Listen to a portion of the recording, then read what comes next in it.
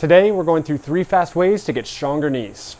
Hey guys, welcome back to the channel. If you like this video, hit the like button, subscribe to the channel if you want to see more content, and if you don't like this video, hit the dislike button, go find something you do like. So guys, today we're going to go through 3 ways to get stronger knees. So a lot of people have knee pain, a lot of people struggle with their knees being strong in squats and lunges, and obviously with them being such a vital part of movement for everyday life and just being active, it's something we really want to take care of and make sure that you can properly train and rehabilitate if you're having any issues. So if you guys remember, or if you haven't seen this before, there's a map in your brain of where all your joints exist, where all your movement basically exists. It's called the homunculus.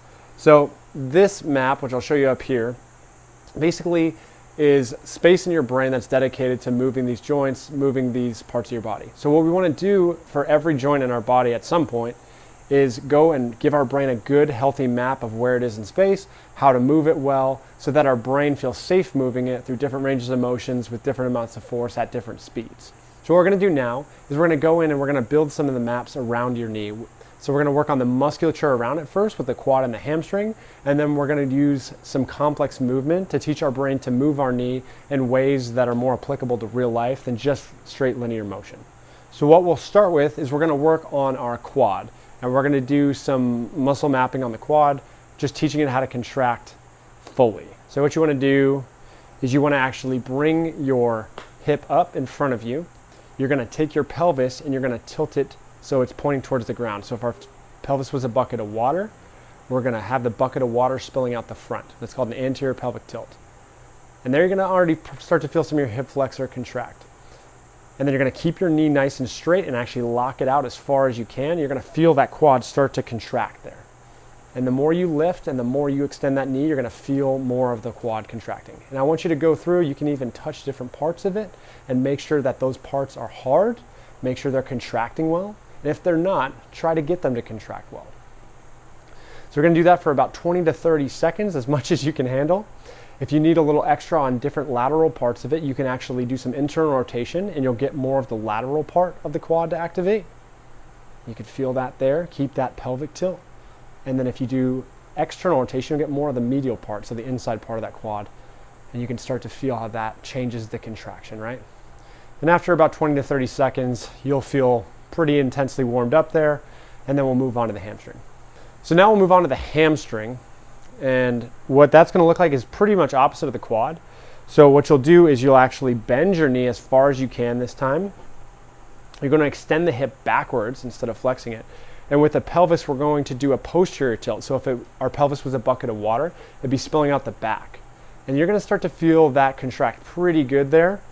The more you move your leg backwards, the more you're going to feel that contraction. The more you bend your knee, the more you're going to feel that contraction. Since we're focused on the knee today, make sure you bend the knee as much as you can and really get some of the musculature around the knee, because that's what we'll be focusing on. And then again, 20 to 30 seconds, come out of that, relax it.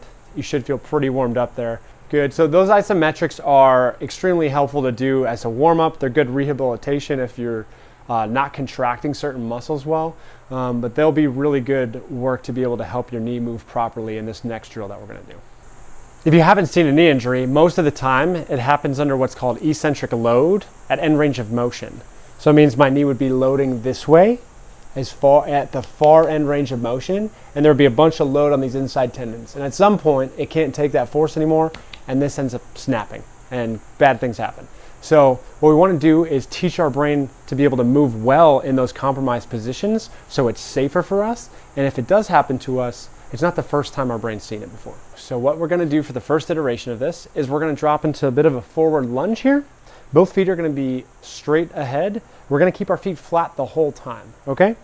And so what we'll do is we'll load the front leg that we're working on. So I've been working on my left side this whole time. I'm going to keep working on that.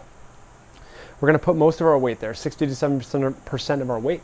And then we will go in a circle around a full range of motion and go as far as we can in each direction here. And we're just going to teach our brain how to move safely with load, which is our body weight right now. And just pay attention to what you're feeling. Pay attention to moving through that full end range of motion as you go through the circle. Do 5 in each direction. and then we'll switch stances. So now we're gonna work off to the side. So this frontward lunge is pretty stable, but if I had to catch my balance or do something off to the side here, I wanna be able to move well here too.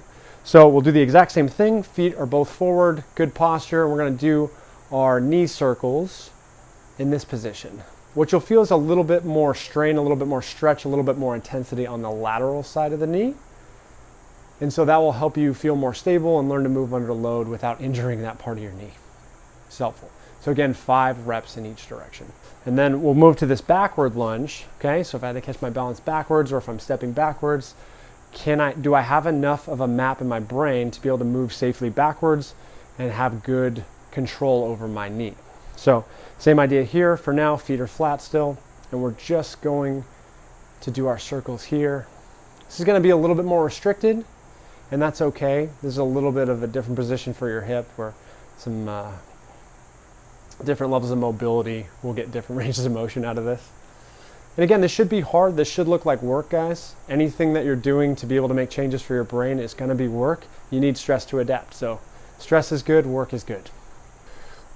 Cool, so hopefully that's helpful for you guys to see why it might be important to be able to move through different ranges of motion in different positions in more than just a linear, straightforward and backward plane, okay? Especially when we're talking about knees, a lot of those injuries that happen to knees are because we don't have the motor control that we need in some of those compromised positions. So being able to train there before something bad happens is a really, really good idea. So thank you guys for joining me today. I hope you enjoyed this. Comment below if you guys have questions. Comment below if there's any type of drills or exercises you want to see. Like this video if you like it, subscribe to the channel, and I'll see you on the next one.